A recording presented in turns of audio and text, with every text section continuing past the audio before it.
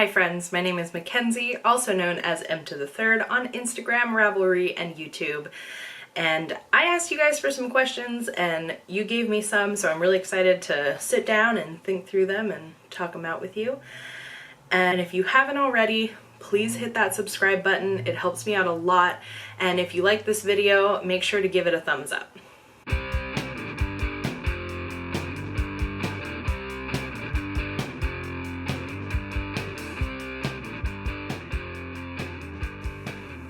So I got a lot of questions that are both personal in nature and also crafting related. I really love the gamut of questions from people that I don't know and people who I've known for a long time.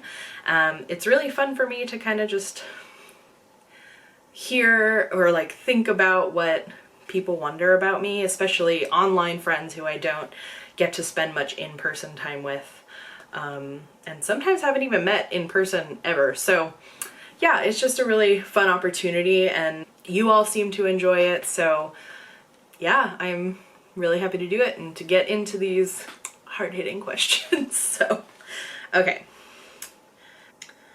The first one is, what is your favorite fiber craft? And that is definitely knitting. I don't know why it is my favorite over all of the other ones. I mean, it's definitely the one I did first. I think that there feels like a real practicality to it, which I think some people would scoff at because it takes hours and hours to knit like one sweater. But the practicality of it and the fact that no one else in my family did it, because it could have very easily been sewing and I do really enjoy it, but I came to knitting first. It's very portable. There's a really large social aspect to it. And I think I just got involved with it when I was young enough that I picked it up fairly like quickly and it just stuck with me. I love the idea of hand knit socks. I love the idea of hand knit sweaters. And I was luckily able to make all of those things happen. And on the flip side, there's so much history and technical skill that comes with it. And I really like hobbies like that. So like in baking, pie making is really my favorite thing to bake. And I think because there's like this technical aspect to the crust and, everyone's like, oh, my pie crust is the best, or, that kind of mentality. But I really cherish all of the ways that people individualize pie crusts, and I feel like it's the same with knitting. And also, like the filling of the pie, like there are elements of it to kind of follow. So you want to have an acid in there, you want to have a sugar in there, and a little bit of salt and different types of berries and maybe an herb, and those little twists on it, like including basil in a peach pie, is also what I find really fascinating about knitting. And I kind of want to learn all of those pieces and then incorporate them into what I'm doing. So I really kind of see it as like a never-ending opportunity to build a skill and my knowledge around a certain craft. So I think that that is why I glom onto it. So there's, the actual just like technique of it, but then also the designing part of it, which really leaves a whole, not even ocean, a whole like solar system of discovery and creativity. So I think that's why, so knitting is my favorite fiber craft, and I think that's really why it became my go-to. So I have two that are about inspiration. So the first one is like, what is the first thing that ever inspired you? And I thought that was really interesting because I've been very lucky to be encouraged to be creative for a really long time. And I think I feel very lucky that I've been encouraged to be creative for my whole life. My grandfather, who we all called Papa, Papa would really foster that creativity in all of us, and definitely in me because I was so drawn to it. and he would take me to all sorts of museums, including like the Los Angeles County Museum of Art, and he would also take me to the Natural History Museum, and those were that was such a special time.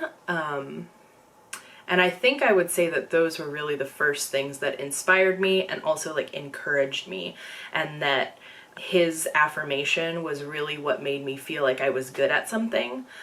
Try painting something or drawing something, and then he would always hang it up in his house after it was done, and it just made me feel so special. And so I think just that encouragement and, you know, him wanting to work on projects with me is really one of the first things that inspired me.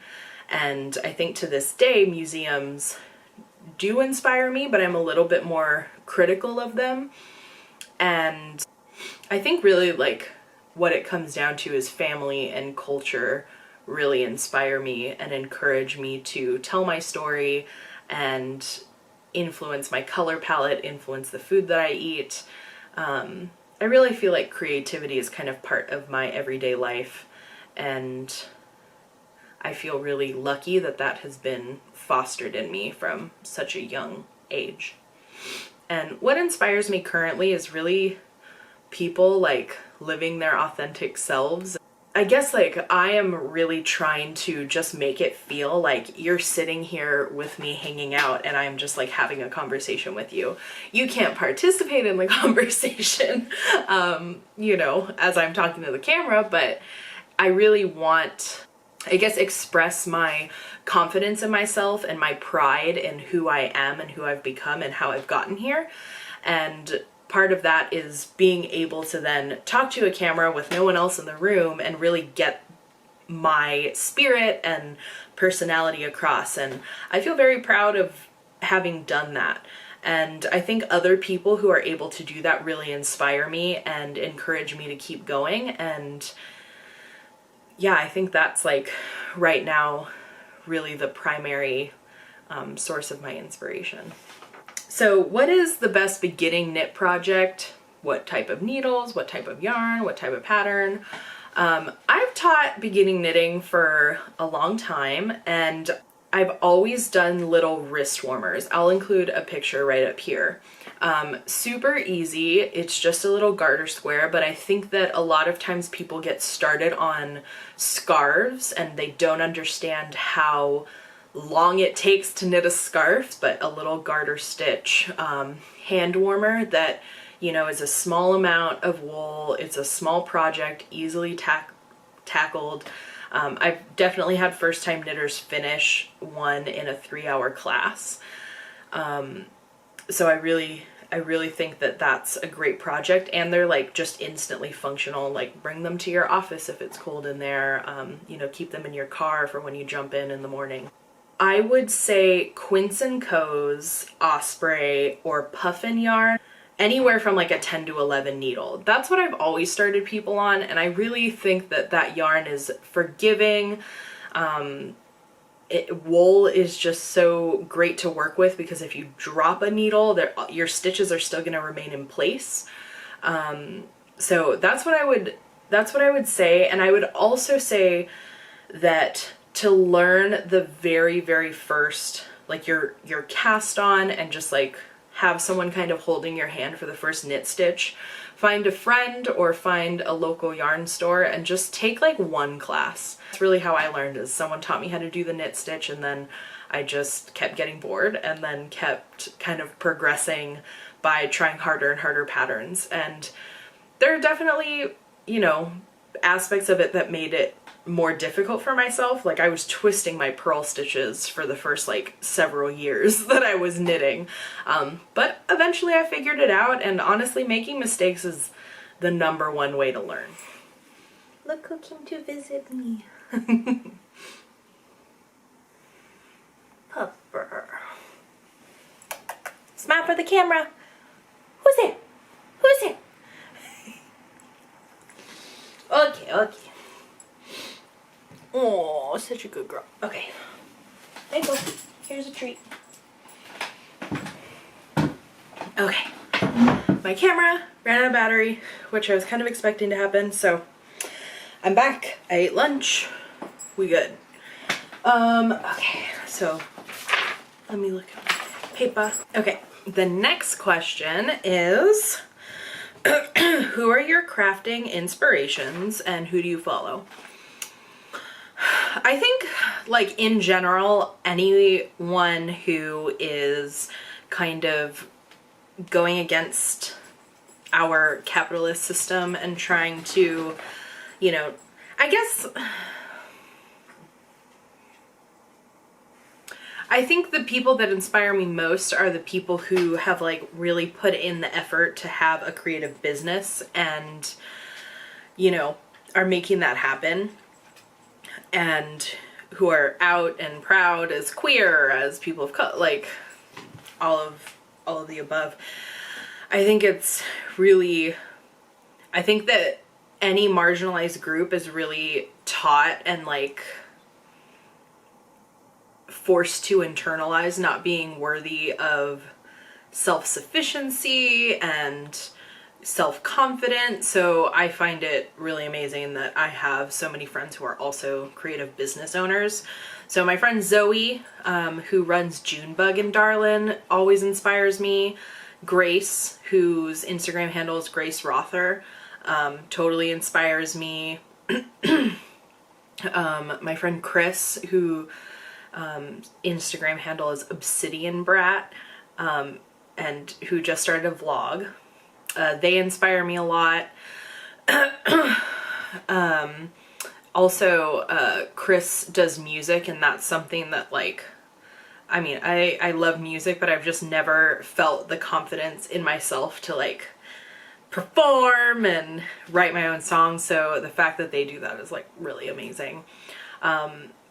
My really good friend Molly Brown on Instagram, she always inspires me, just like how positive she is and how caring and loving she is, and I just really appreciate her friendship. I know that there's other people I'm forgetting. Like, I feel very blessed that Instagram has given this, like, platform that I can, like, connect with people and, like, share inspiration. And, like, look, it's part of Facebook, it's not perfect, and I feel like I've been able to connect with people that otherwise I wouldn't have. So yeah, I think, like, I would also say my friend Amber, who I met through zines years ago, definitely inspires me and has inspired me for a long time.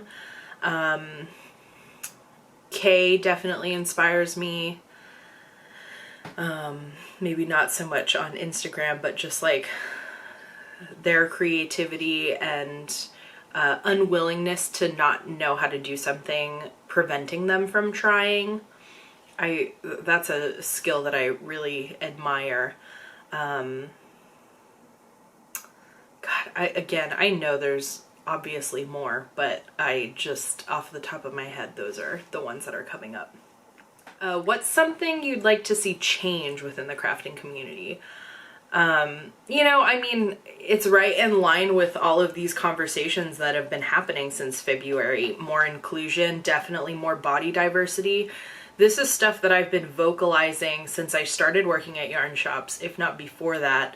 And, you know, it's a little disappointing that I brought it up and it just was blown off so many times. And now that people are actually being held accountable, they're changing stuff, and, like, you know, yeah, it's just, you know, it's just a conversation that I feel like I know it's been happening for a long time. I've been part of it, and I'm simultaneously impressed and appreciative of the people who are vocalizing all of this discrimination that's been happening and sharing their experiences, and just, like, why, I guess, now are people reacting, you know? And so I'm just, like, very happy that things are changing, and you know, like, I think that that's the biggest thing, is that more voices need to be heard, more opportunities need to be made for people to make money doing this as a craft, and or, you know, as a skill. Like, it needs to be seen as a skill set. And so yeah, I think that's the biggest thing. And I'm hoping to be one of those voices that starts, you know, contributing. Oh, what's my favorite thing about the maker community?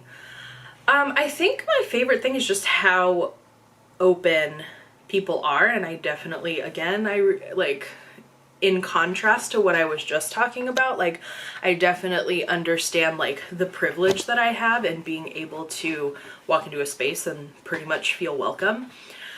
I think that that is sort of doubly true because I've been in urban spaces. You know, that's something that I don't think people talk about as much, that being in an urban space sort of makes it inherently more queer friendly because they tend to be more liberal and more, you know, in theory, friendlier to people of color. So I think my favorite thing about the maker community, getting back to that, is that I've really formed sort of like a core group of people, both in Oakland and in Boston, based on knitting nights and knitting groups.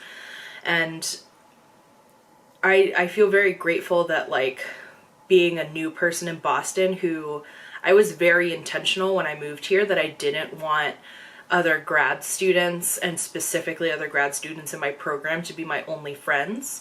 And I think that I was able to accomplish that because of the knitting night that was close to me. And I also think that it's really cool that knitting provides an opportunity for intergenerational friendships to happen. So, you know, it really brings in people from all sort of disciplines and all walks of life. And then it also has people who are, like, you know, of all different ages and life experiences. And there's not a lot of places anymore where intergenerational friendships can happen. And I feel very grateful that, yeah, I've just been able to meet people of, you know, of all ages through the knitting community, and they really make me feel comfortable and at home, and I think that's really cool. What is my favorite thing to knit or sew? I mean, I just love making... Okay, I think there's two things. One is that I love making clothes. I really like clothes, and I like being able to dress in a way that feels like me. It's another way that I express myself. And so knitting something that, you know, just I feel like encompasses me and is a unique piece, as well as sewing, are my favorite things. And my other favorite things, I really love making gifts for people, especially when they're worn. Like I said earlier, Maple is shifting. I just really, like, I love knitting for my mom. She's like my biggest knitting fan. I just sent her that shawl finally that I showed in a couple previous videos, which I'll link up here. No, up here. Up here. I'm working out. So yeah, those are my favorite things to make. Do I have a process for pairing fabric to patterns? This is an interesting one for me because I like can sew, but I haven't made a ton. Like I still consider myself like a beginning, maybe advanced beginner sewer. And so I really do try to, you know, match what the pattern is recommending. And that's only one step of the process, right? And then you pick out like the type of fabric and then like the design on the fabric. I think what happens for me, and I think this also goes with like picking colors for yarn, and I think I talked about this in the last Q&A video. I go through kind of phases of being really into specific colors, and I've tried to find kind of a rhyme or reason, but I haven't really been able to. So most recently I've been for maybe like a year now really into like purple and orange together, and kind of like a salmony corally orange and like a light kind of bluey purple. And it's not a very convenient color combo to like, but yeah, I'm very drawn to it. And so what will happen is I'll buy a bunch of materials to make stuff that's all in that color palette, and then they'll all coordinate. So it's very convenient in that sense. And then I also have stuff that I constantly like and am drawn to. So I do tend to have a lot of black stuff, which I'm actually trying to stop doing and having less just like black clothing. I like to put also together like mood boards for like the upcoming season. So on Pinterest, I'll have, you know, like fall 2018, spring 2019, and I'll just post stuff from ready to wear sites. And that can be like even like ASOS or Torrid, and just like a silhouette or pattern that I like, and then I'll go through my favorite like fabric websites like Hearts Fabric or Stone Mountain and Daughter, or there's one more that I go to. Oh, Miss Matatabi. Ooh, I don't know how to pronounce that. I've never said it out loud.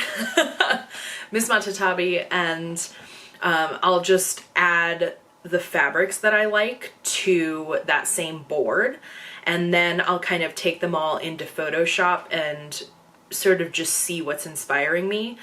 And I'll insert a little picture of what my mood board looked like that I put together, and you'll see that, I think you'll see that there's like quite a bit of similarity in like the projects that I'm working on. Yeah, so I think that's like how I pick fabric, is I look and see what is recommended. I think about what I want to wear it to, what outfit I envision wearing it with. Like, I'm making the Winslow culottes, and I think the next making vlog that you're going to see is has me shopping for that fabric.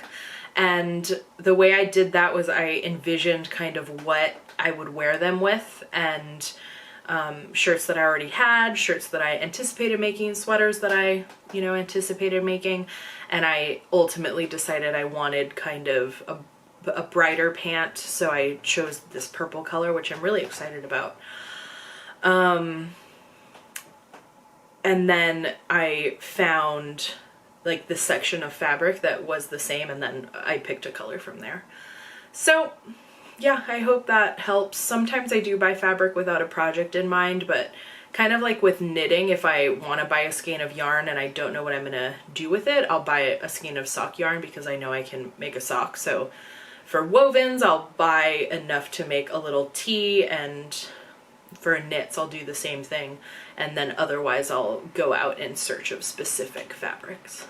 Thank you so much for watching. If you enjoyed this video, please give it a like. And if you have been here for a while now, please subscribe to my channel. It really helps me out a lot.